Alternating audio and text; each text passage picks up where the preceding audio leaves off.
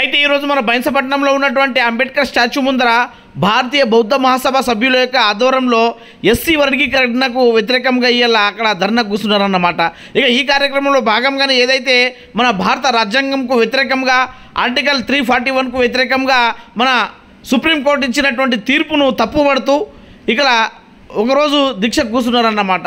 ఏదైతే ఎస్సీలలో వర్గీకరణ చేయకూడదు, ఎస్సీలలో అందరు కలిసిమెలిసే ఉండాలి, అందరికీ చెందాల్సినటువంటి ఏదైతే ఫలాలు ఉన్నాయో ప్రతి ఒక్కరు పంచుకొని తినాలి, అరు ఎవరికి వాళ్ళకు వాటా చేయొద్దు అని అక్కడ ఈ విధంగా అక్కడ కూర్చోవడం జరిగిందన్నమాట. ఈ కార్యక్రమంలో భాగంగానే మన భారతీయ బౌద్ధ మహాసభ సభ్యులైనటువంటి గడపాడే ప్రభాకర్ గారు, అదేవిధంగా వివిధ గ్రామాల నుంచి వచ్చినటువంటి భారతీయ బౌద్ధ మహాసభ సభ్యులు, అదేవిధంగా కార్యకర్తలు పెద్ద మొత్తంలో ఈ కార్యక్రమంలో కూర్చుండి అక్కడ ఒకరోజు దీక్ష చేయడం జరిగింది. వెంబడే సుప్రీంకోర్టు ఇచ్చినటువంటి తీర్పును వెనుక తీసుకోకపోతే పెద్ద మొత్తంలో ముట్టడి కార్యక్రమాలు, రస్తారోకో కార్యక్రమాలు, అదేవిధంగా పెద్ద మొత్తంలో కార్యక్రమాలు చేసి ఈ ఎస్సీ వర్గీకరణకు అడ్డుకుంటామని అక్కడ తెలపడం జరిగింది. అంతేకాకుండా ఏదైతే వర్గీకరణ చేసేది ఉందో అది పార్లమెంట్ ద్వారా రాష్ట్రపతి ద్వారా చేసి దానికి ఏబిసిడి వర్గీకరణ ఆమోదం తెలపాలని అక్కడ చెప్పడం జరిగింది. ఆ విధంగా కాకుండా సుప్రీంకోర్టు ఇచ్చినటువంటి తీర్పు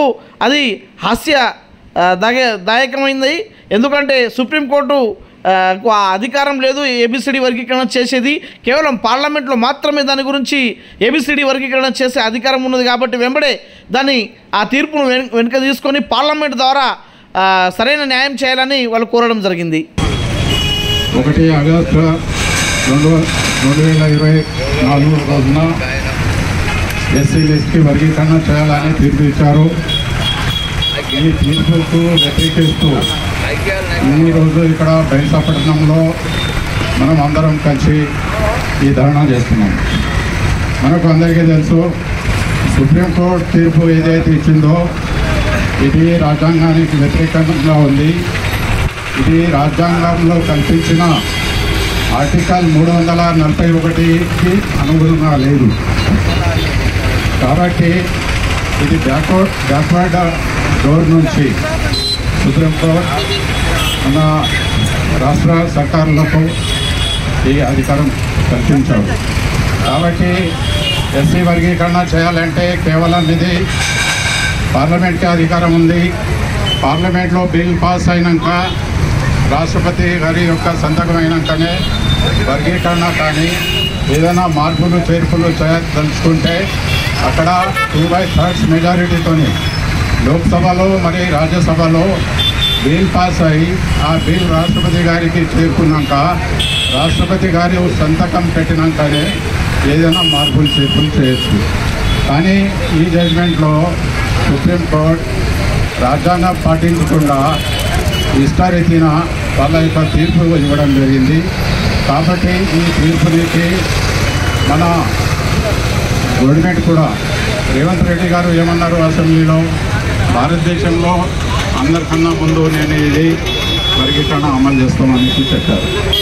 వర్గీకరణ ఏ విధంగా అమలు చేస్తారు? మీ దగ్గర సెన్సస్ డాటానే లేదు, అందరికన్నా ముందు ఏ విధంగా అమలు చేస్తారు? అండ్ సుప్రీంకోర్టు కూడా ఎంపరికల్ డాటా తీసుకోకుండా, సెన్సస్ డాటా తీసుకోకుండా ఈ తీర్పు ఇవ్వడం జరిగింది. కాబట్టి దీనికి మేము తీవ్రంగా వ్యతిరేకిస్తున్నాం. ఈ తీర్పుని మేము ఖండిస్తున్నాం. అని పెద్ద ఎత్తున మన ప్రభుత్వం గిట ఈ తీర్పును పక్కన పెట్టకుంటే పెద్ద ఎత్తున మేము పోరాటం చేస్తాము. ఈ వర్గీకరణ బంద్ చేయకుండా గిట ఇంతే కాదు, ఇంకా చాలా పెద్ద ఎత్తున దేశం మొత్తం పోరాటం చేస్తాం. ఈ వర్గీకరణ చేయకుండా చూస్తామనేసి అందరికీ తెలియజేస్తూ అవకాశం